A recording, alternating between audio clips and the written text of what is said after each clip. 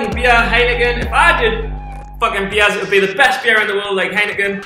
Like this show is not a bad show. But very important, Michael, good webinar. Highlights from it, you actually give it at the Sykes conference. And a number of important things, especially for the steady trade paper traders that I'm teaching right now. It shows you the importance of reading the daily chart, which is fucking paramount. And he also talks a little bit about how and when to short stocks that gap up on fluffy news based on the daily chart. So important. And I know Michael gut is a little bit dry. I know you can be a bit dry, like eating raw fucking broccoli. But sometimes you've just got to eat the fucking broccoli.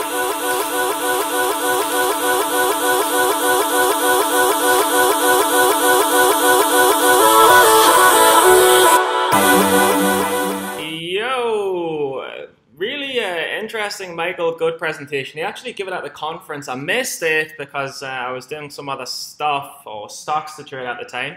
So I'm kind of recapping on it, but it looks like a lot of his presentation was about gapping up, shorting stocks that gap up on shitty news, hence the gapping crap pretty much.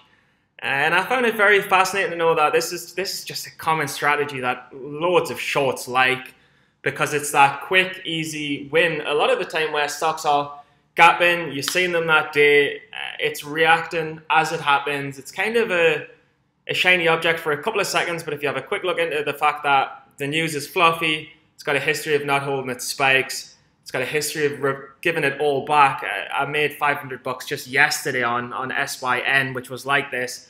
So I just thought, why not let it run and see how he kind of outlines the strategy. This is obviously an hour in the challenge. I'm going to give you 5 minutes. Tim Sykes will probably get mad. So let's give you as much as I can. That you should use. It's a fairly simple thing, overly simple, just to show that this either can work or probably won't work. Epica Capital on Twitter, I follow him, otherwise known as Mikhail Shadkin. He's another guy who's made a lot of friends. Trading really does attract a lot of people who have not very friendly personalities, because you don't need to be friends with everyone. Whether I make money or not has only to do with what I do. It has nothing to do with whether people like me, which is good. Anyway, Mikhail said this, you know, when he's looking at being short, between 11 and 11:15 a.m., if a stock is still holding up pretty well, holding near the high of the day, by that time he's looking to potentially cover. So I said, okay, well, I'm looking at shorting in the morning, covering around 11 a.m. Okay, here's a chart or two charts in one. Gurn, Geron Corp. This is interesting. This chart is from before their data failure. They had a drug that failed completely. The stock is a lot lower now. I don't even know what it is. 156. But down here, and this chart is actually from, who is it? NASDAQ Cowboy on Twitter. He's a thoughtful trader. He does this sort of stuff. So he pointed out previous times, these are daily candlesticks on the lower chart, where the stock had gapped up and moved for multiple days on various fluffy news, and it always sold off afterwards. And here, August 20th or so, for 2 weeks, the stock went up on a job posting on like Indeed.com or Monster.com, if anyone ever uses that, for Geron's partner firm, which is a big pharmaceutical company, saying that they're looking for somebody to deal with sales and stuff relating to this one drug that's under development with Geron. And everyone's like, oh my gosh, that means the drug's trial must be successful. And the company even came out and said, no, that doesn't mean it. It just means that's an example of what that person might do.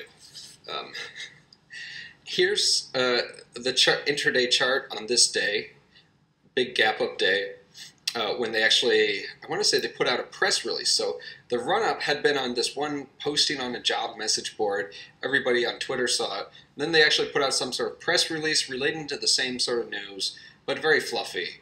I forget exactly what. Huge gapped up. Right here's the open, and then it just fades all day. So this is like sort of the ideal. If you're looking to short stocks gapping up on fluffy news, short at the open and just hold, and then cover sometime later in the day, and you're golden. If this happened every single time, this would be the easiest thing in the world.